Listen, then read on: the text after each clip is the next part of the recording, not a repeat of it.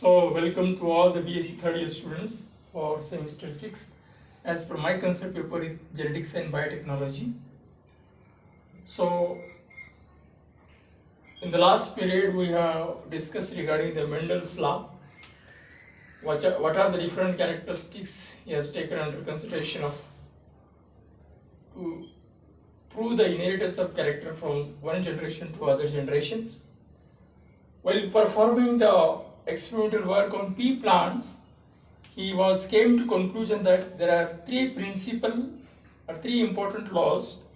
These three laws are based on experiment which was performed by Gregor Jar Mendel on pea plants, that is law of dominance, law of segregation and law of independent assortments. So in the last class we have seen that is what is meant by law of dominance, how he is proved. Just you have to remember, while explaining the law of dominance, he was taken under consideration of a single pair of contrasting characters. For example, while crossing a homozygous tall with a homozygous recessive with a genotype capital T and small t, so that is homozygous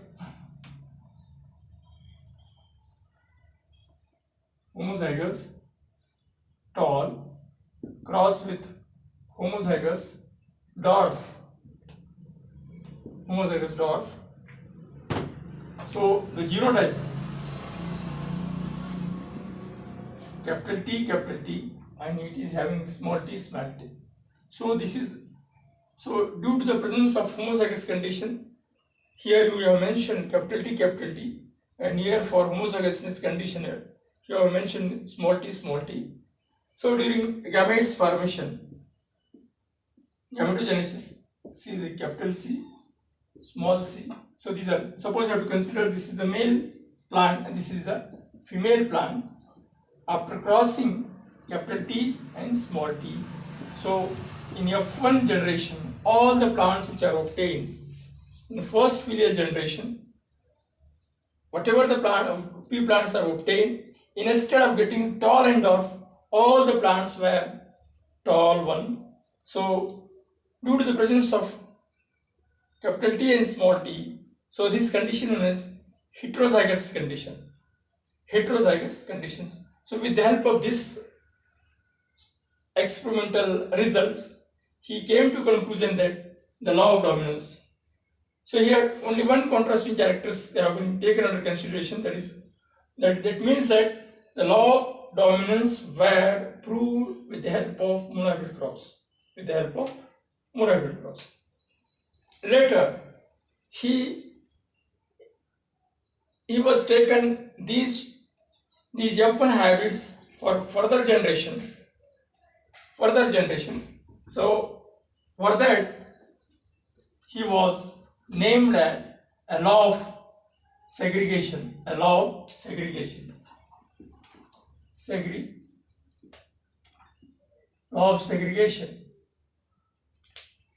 So while explaining the law of segregation, here also, what is the exact meaning of law of segregation?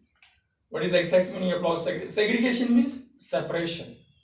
How these two different genes, that is for two different characteristics, so tallness and dwarfness, remains together in F1 generation.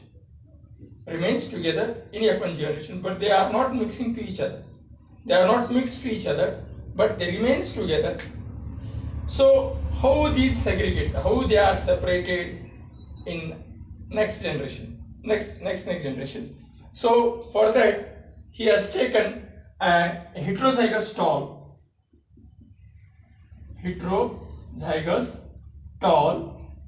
with a genotype capital T and small t.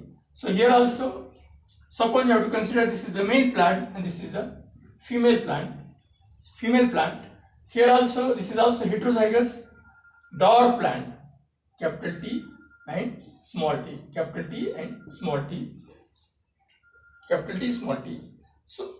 So this is the genotype of male plant, this is the genotype of female plant. During gametogenesis, how many types of gametes were produced by these male plants?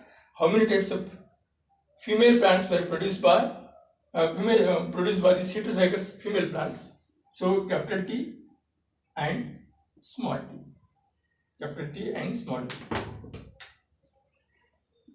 Capital T and this is the small t. Here also capital T and small t.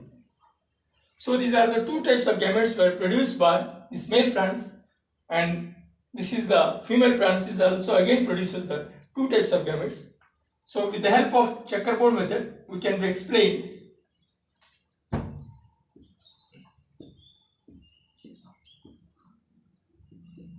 so female and male and female. Capital T, small t. Here also capital T and small t. While crossing capital T, then capital T, small t, then capital T, small t, then small t, small t. So out of these four plants, so the genotype capital T, capital T, small t, then capital T, small t, and small t, small t, small t, small t means out of these four plants, three are tall and one is dwarf. Three tall plants and one is dwarf. So phenotypically, the phenotypic ratio of this F1 generation is 3:1. 3:1 means 3 tall plants, 1 is dwarf. So genotypically again 1:2:1. When 1 is homozygous tall, 2 are heterozygous tall, and remaining 1 is homozygous dwarf. Means what indicates here? So during the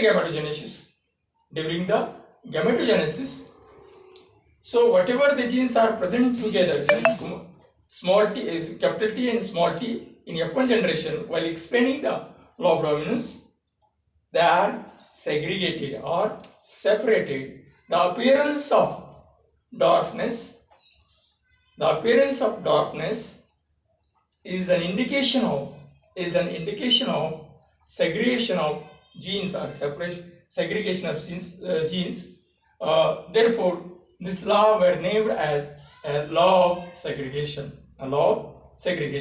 So then you have to explain the mechanism of law of segregation, how the genes are segregated, how they are separated during gametogenesis, and what is the phenotype, what is the genotype, and this law is also the law of segregation is also proved with the help of monohybrid cross. So here also they have been taken under consideration of single characteristics, single contrasting characteristics. So like this, these two laws were proved with the help of monohybrid cross. So now third law, that is a law of independent assortments. The law of independent assortments.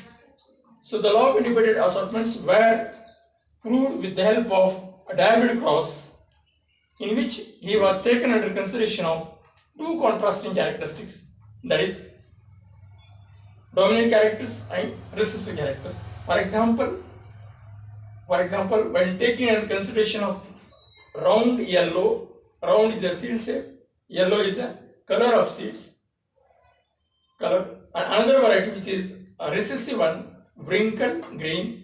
Wrinkle is a shape of the seeds, and green is a coloration of seeds.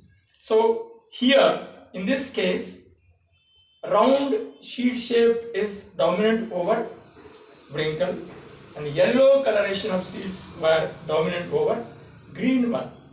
So even though these characters remains intact together in a homozygous condition, that is roundness and yellowness, wrinkleness and greenness, even though they are remains intact in their respective parents during gametogenesis.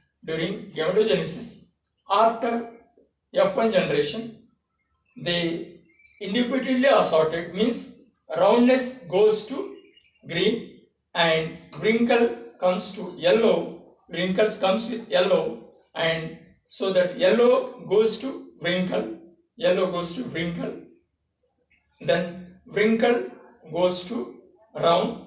So with this he was obtained for this due to this independent assortments, the divided ratio which is obtained by Gregor-Jan Mendel, that is 9:3:3:1. This is the divided ratio. Out of 18 plants, nine were round yellow, three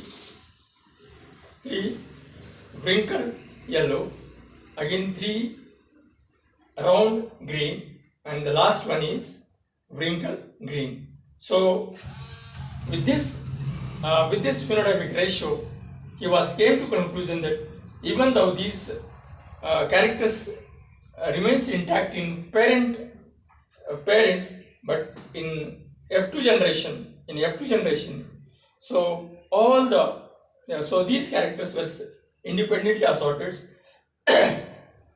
Here also a homozygous round yellow with a genotype capital R, capital Y, and homozygous wrinkle that is small r, small y. The gametes produced, suppose this is the male plant, this is the female plants, capital R, capital Y, small r, small y. While crossing in F1 generation, capital R, capital Y, small y. So all the F1 hybrids were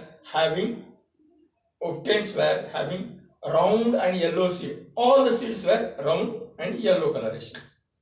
So now these seeds were in F2 generations were